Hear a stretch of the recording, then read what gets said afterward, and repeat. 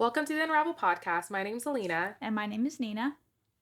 And today I wanted to talk about balance. Okay.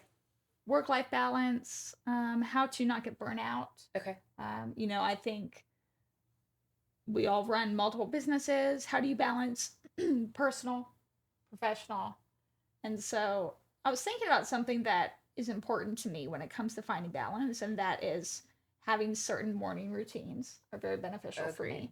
Agreed. I think it makes me feel grounded and in control because, in our industry, 11 a.m. your days, who knows what's going to happen. Correct. So having certain things structured to where when inevitably there's a fire to put out or an appointment or something that's unexpected, you have still had those things that are stable each day. And I think for me, that's been very beneficial. I agree. I would say more than probably 2/3 of my career, I didn't really have a very good balance. But recently I've been very in tuned with my weight loss and my health. And that has been really important to me. And in order to fully commit to those kind of commitments, I had to change my lifestyle and change my schedule. And that's when I realized I can't have the kind of work schedule I have if I intend to change some of my eating and health habits.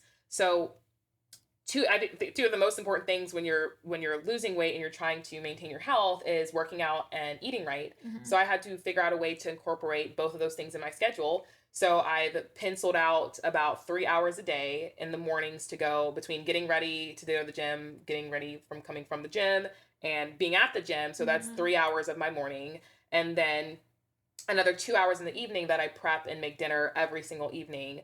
That's my routine that I have Monday through Thursday, and then Friday and the weekends I can be a little more flexible to do whatever I want to do. But I think it depends on what your goals are for you personally, business wise, health wise, all of that kind of stuff, and how you figure out how to make your schedule fit all of those things. Because if you don't, you're only going to thrive in maybe one area. And for me, that was business, because that's all I was consumed with, versus trying to really focus on my personal health and just my habits in general. I think half the battle too is getting to the point where you recognize, okay, things are getting dropped, and there needs to be some kind of structure and systems in order to, keep everything more balanced. I know for me, when I first started, you're right. You excel at a lot of business related things. Like for me, you put all your eggs in one basket, but then you start to get burnt out because other aspects of your life are not keeping up with that. So Correct.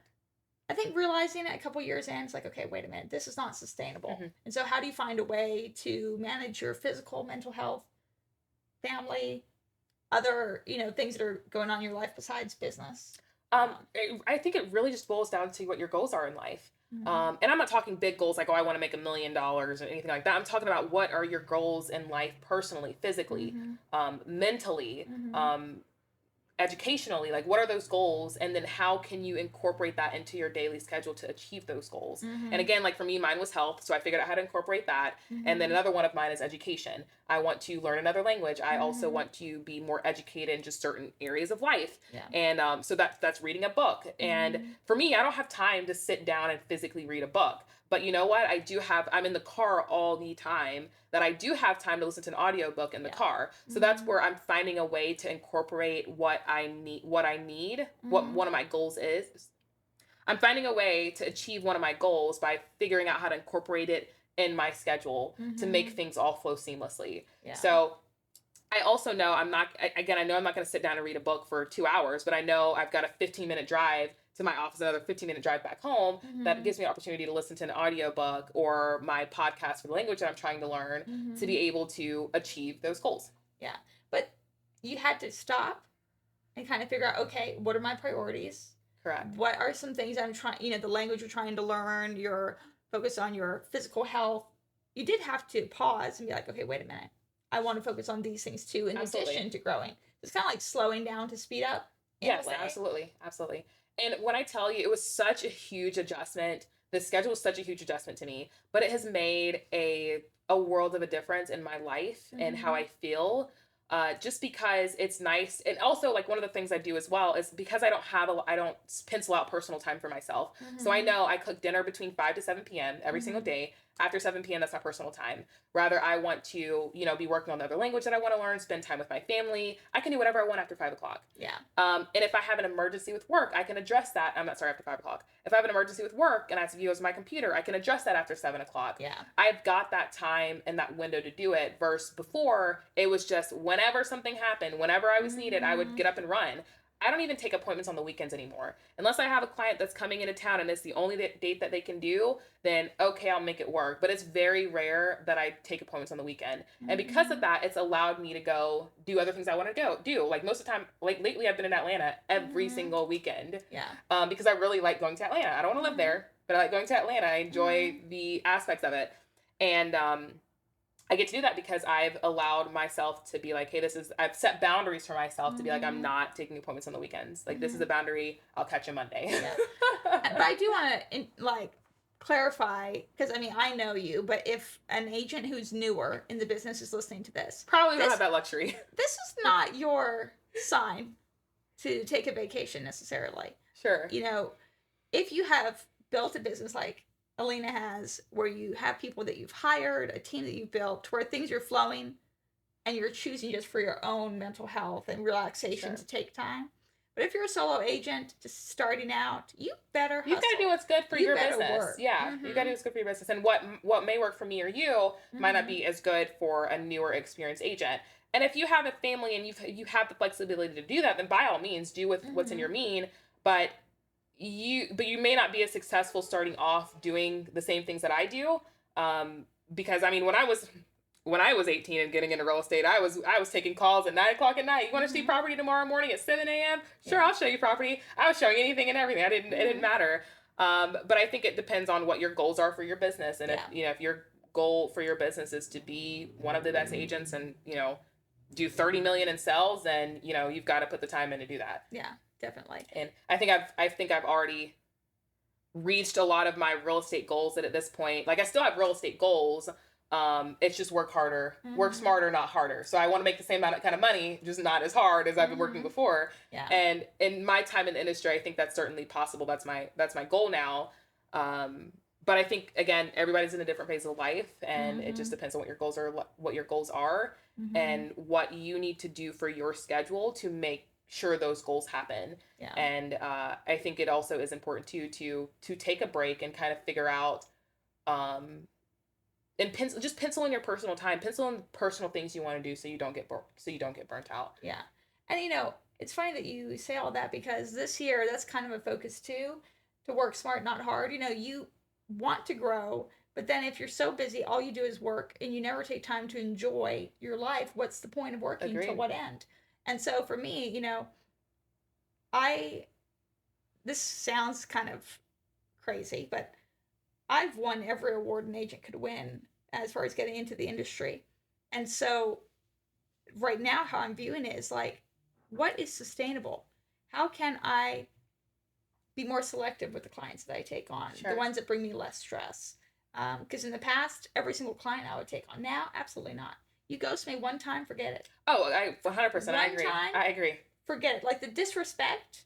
It's unreal. When I first started, I was like, oh, that's okay. Right. I used to sit in a house and wait for an hour until the client got there, and they would never show up. Never again. And I literally will say, like, hey, you've got 15 minutes, obviously in a different manner, but I'd be like, you got 15 minutes to get here, I'm leaving. And that be the end of it. But I'm the same way. Like, if you do not show up for your appointment, or you ghost me, you'll never work with me again. Bottom line is, this is disrespectful. If you waste my time and there's not a really good reason why, with peace and love, we're not going to work together. Agreed. I can refer you to another agent if you still want to move forward. But at the end of the day, I'm going to send you a text or an email in a professional manner, communicating this.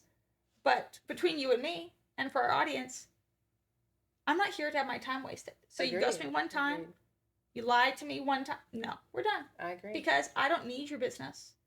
I'm glad if you choose to work with me, but at the same time, it's a give and a take when it comes to. Agreed. Otherwise, it's exhausting. Agreed. And I'm not going to let the bad mood I have from working with you affect all my other clients, You're right. No. You're right. I had a client, a newer client, tell me the other day, he was like, I really like how candid you are. It makes me feel like I can trust you. And I was like, when I first started off in the industry, and this usually applies for new agents, is that you're so money hungry, that you don't advise your clients properly, that you're so focused on just getting paid because you're new in the industry that you don't care if the transaction goes south or your client's not happy. You just want to get paid. And I think the one thing I can appreciate about us, or agents who've been in it a little longer, who don't need the business, is that we're always going to guide our clients correctly and to the best of our ability and to the best of our knowledge and ability, because we don't need their business at the end of the day. We're truly here to represent them the best that we can, and we don't, the financial gain isn't a large part of it. Like, yes, we want to get paid for the work that we do. We want to get paid for the work that we do, not the work that we don't do, that we are undeserving of. And I'm not going to sell you a house that doesn't fit what you need and what you told me you needed from this. Yeah, and that's the thing. It's personal choice. But at this stage in my career, you know, like, even some people, their goal is to sell 100 houses or 200 houses.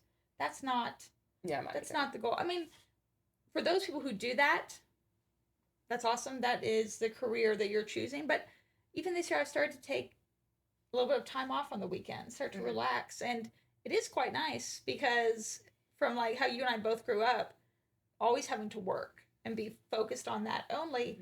But then now switching from, hey, we're workers, to we're business owners, we're entrepreneurs. We are actually hiring people to work for us. So we're the CEO now. So the position is different. Yeah. And it's cool on the one hand, a little scary on the other hand, but it's just, I don't know. We're in control of our lives, essentially. We're in control of our lives, whether it's the good thing and the bad things, unfortunately, but we get to craft what we want that to look like for us.